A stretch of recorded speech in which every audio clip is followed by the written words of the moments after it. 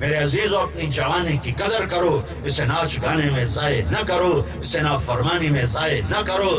تھوڑی دیر اپنی جوانی کی قیمت لگا لو، اسے محمدی سانچے میں ڈال دو، اسے نور نبوت سے روشن کر لو، اسے اعمال نبوت سے خوبصورت بنا لو۔ تمہاری قیمت تمہارا اللہ لگانے والا ہے، تمہاری قیمت تمہارا اللہ لگائے گا۔ بلال حبشی تھا، حبشی کا بیٹا تھا، اور حبشے سے غلام بن کے اس کا باپ آیا تھا، لیکن نبوت کی غلامی اور دربار نبوت میں جب وہ عاشق بنا، صادق بنا، سچا بنا تو میرے نبی نے مسجد نبوی کا مؤذن بنایا اور آخرت کی خوشخبری سنائی کہ جب میدان معاشر قائم ہوگا، ساری دنیا پیدل چلے گی اور میں براق پہ چلوں گا اور بلال میرے آگے آگے سرخ اونٹنی پہ سوار چلے گا، اور جب میدان معاشر میں پہنچیں گے تو بلال سرخ اونٹنی پہ کھڑے ہو کر اذان دے گا، جو سورے معاشر کے مجمع کو بلال کی اذان سنوائے گا۔ اور جب میں جنت میں جاؤں گا اور میری سواری لائی جائے گی جنت میں جانے کے لیے، اور میں سواری پر سوار ہوں گا اور اس پر بیٹھوں گا تو اس کی رسی نیچے گر جائے گی۔ اس رسی کے گرنے کا مطلب ہے کہ یہ نکیل اللہ کے نبی نے پکڑ کے سواری کو نہیں چلانا۔ کوئی آنے والا ہے خادم، کوئی آنے والا ہے نوکر، کوئی آنے والا ہے بھاگ والا، نصیب والا، مقام والا، درجات والا، جو محمد مصطفیٰ صلی اللہ علیہ وسلم کی سواری کو پکڑ کر آج چلے گا۔ آج اس کے بھاگ جاگیں گے، مجمع پنجوں پہ ہوگا۔ کون؟ ابو بکر جو سب سے بڑا صحابی ہے، یا حسن حسین جو جگر گوشہ رسول ہیں وہ آئیں گے؟ نہیں۔ یہ علی جو داماد ہیں وہ آئیں گے؟ نہیں۔ عمر عثمان جو بڑے یار غار ہیں اور بڑے قریبی ساتھی ہیں وہ؟ نہیں۔ اعلان ہوگا بلال کو بلاؤ اور یہ رسی پکڑاؤ۔ آج بلال میرے نبی کا ڈرائیور بن کے چلے گا۔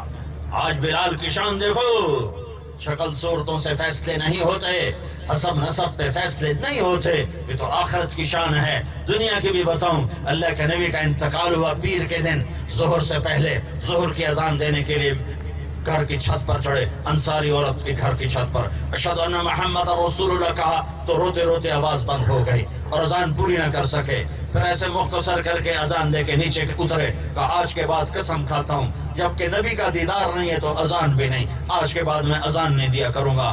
اور مدینے میں رہنا مشکل ہوا اور ملک شام چلے گئے جہاد میں، 6 مہینے واپس نہیں آئے، 6 مہینے مدینے نہیں آئے تو اللہ کے نبی خواب میں ملے۔ بلال یہ کیا بے وفائی، ہمارے شہری آنا چھوڑ دیا۔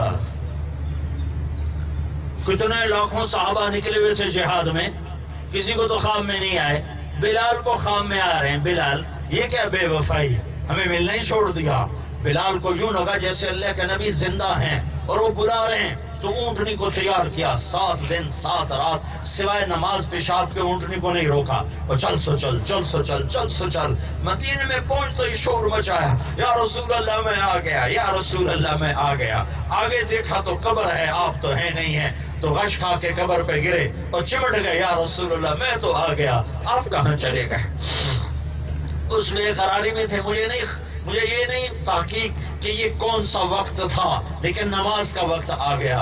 اور سارے مدینے والوں کا شوق کہ آج بلال اذان دے، اور سب کو پتا ہے کہ بلال قسم اٹھا چکا ہے کہ اذان نہیں دوں گا۔ تو صحابہ نے حضرت حسن حسین کو درخواست کی کہ آپ جگر گوشہ رسول ہو، آج آپ بلال سے کہو اذان دے تو آپ کی رد نہیں کرے گا۔ تو یہ دونوں بھائی آئے، ایک 6 سال کے، ایک 7 سال کے، اور آ کر کہنے کہ چچا ایک ہماری گزارش ہے۔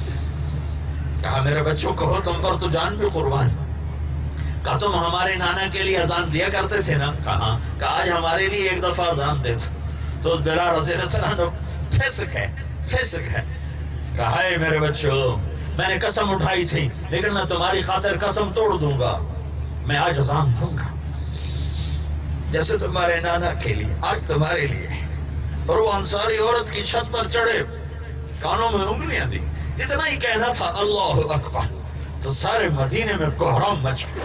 عورتیں بھی روتی ہوئی گھروں سے باہر نکل آئیں، ننگے سر ننگے پاؤں، چیختی چلاتی عورتیں باہر نکل آئیں. آج بلال اذان دے رہا ہے. زمانہ نبوت یاد آ گیا.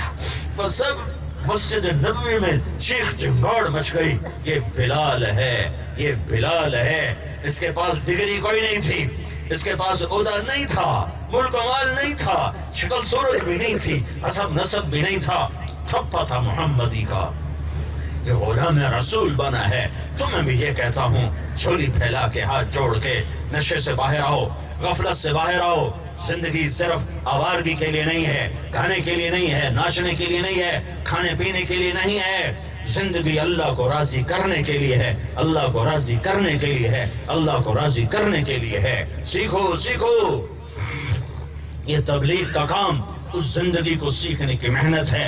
اس تبلیغ کے کام میں وہ زندگی سیکھی جا رہی، وہ پھیلائی جا رہی. چونکہ ہمارے نبی آخری نبی ہیں، آپ کے بعد کوئی نبی نہیں ہے. ہمیں ہمارے نبی کے بارے میں دو حکم ہیں. ایک یہ مانو کہ یہ اللہ کا رسول ہے، ایک یہ مانو کہ یہ آخری ہے، اس کے بعد کوئی نہیں ہے. یہ رسول ہے تو اس کی زندگی کو سیکھو، اور اس کے بعد کوئی نہیں ہے تو اس کی زندگی کو آگے پھیلاؤ کہ ہم اس کے ذمہ دار ہیں، کہ ہم اس پیغام نبوت کو لے کر دنیا کے آخری انسان تک پہنچیں اور ہر آدمی تک پہنچیں. میرے عزیزو، اپنی جوانی کو قیمتی بناؤ تو میرا رب قیامت کے دن اعلان کرے گا. اپنی جوانی کو قیمتی بناؤ، میرا رب اعلان کرے گا قیامت کے دن، وہ کہاں ہیں جن کی جوانی بے داغ تھی، آج میرے عرش کے سائے کے نیچے آ جاؤ اور توبہ کرو پچھلی پر. توبہ پہ اللہ سب معاف کر دیتا ہے. توبہ پہ شرک معاف ہو جاتا ہے، کفر معاف ہو جاتا ہے. اور میرا رب یوں کہتا ہے، میرا بندہ تو اتنے گناہ کر کہ زمین سے اٹھا کر آسمان کی چھت کو لگا، پھر ایک دفعہ کہہ دے کہ اللہ معاف کر، تو میں سارے معاف کر دیتا ہوں، سارے معاف کر دیتا ہوں. اپنی غفلتوں سے توبہ کرو، اپنی غفلتوں سے توبہ کرو، اپنے رب سے تعلق بناؤ، اس کے محبوب کی زندگی اپناؤ. نماز نہ چھوڑو، اچھے اخلاق نہ چھوڑو.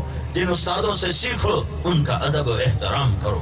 جن استادوں سے پڑھو ان کی عزت اور توقیر کرو. ان کے آگے سر نہ جھکاؤ، ان کے آگے سر جھکاؤ، ان کے آگے سر نہ اٹھاؤ. ان کے سامنے اونچی آواز میں نہ بولو، ان کی کمیاں نہ پکڑو، ان کے عیب نہ پکڑو. ان سے علم لو، ان کا ادب کرو. اللہ تمہیں علم میں ترقیاں نصیب فرمائے گا.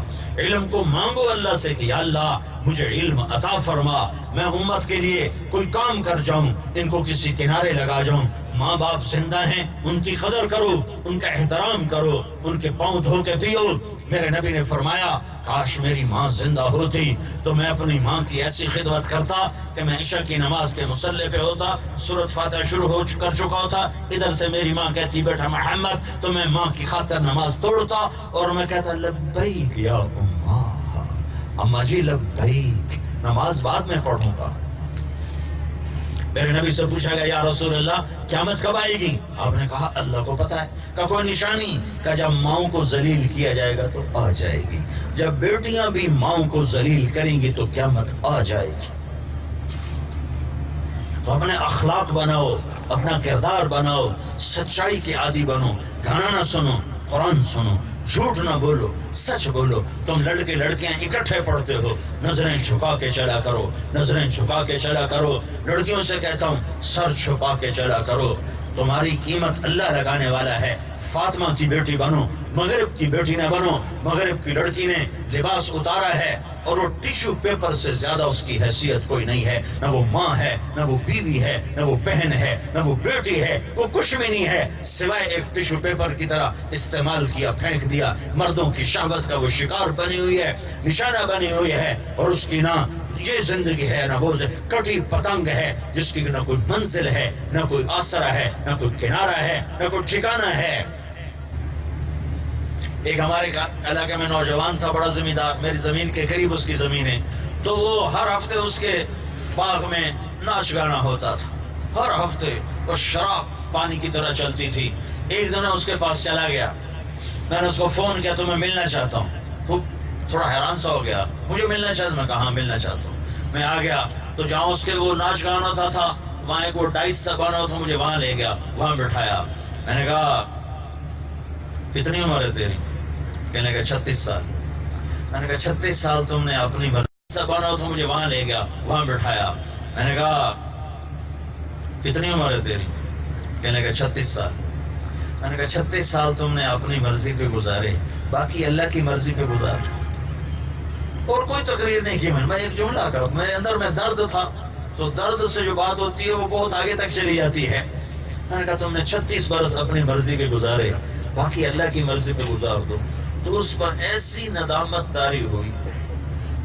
اسے کہنے لگا آپ حج پہ جا رہے ہو؟ میں نے کہا جا رہا ہوں. کہ مجھے بھی ساتھ لے جاؤ. پھر جو اللہ نے اس کا رخ بدلا اور اس کی زندگی بدلی، وہ بالکل 180 پہ چلا گیا. تو میں تم سے یہ تمہارے سامنے ہاتھ جوڑتا ہوں، توبہ کرو. آج اپنے ارمان پورے کرنے کے لیے اللہ نے ہمیں آخرت دی ہے، ہمیں اللہ نے جنت دی ہے، سارے ارمان پورے کر لینا، لیکن یہاں وہ کرو جو اللہ اس کا رسول کہتا ہے. اس کو سیکھنے کے لیے تبلیغ میں وقت لگاؤ، تبلیغ میں جاؤ، تمہارا نفع ہوگا. اور آج یہاں سے توبہ کر کے اٹھو. نیت کرتے ہو؟ نیت کرتے ہو؟ کہو یا اللہ میری توبہ، پھر کہو یا اللہ میری توبہ، پھر کہو یا اللہ میری توبہ. میں نے اس لیے کہا پتہ نہیں تم نے کہا کہ نہیں کہا. اگر جس نے بھی کہا ہے، اگر دل سے کہا ہے، تو انشاءاللہ پچھلے تمہارے سارے معاف ہو. آج نئی زندگی شروع کرو. اس میں بڑا مزہ ہے، اللہ کی قسم بڑا مزہ ہے. جیسے گناہوں کی لذت وقتی ہوتی ہے اور نیکی کی لذت اندر روح میں اتر جاتی ہے، روح کی گہرائیوں میں اتر جاتی ہے. تو نیت کر لی سب نے؟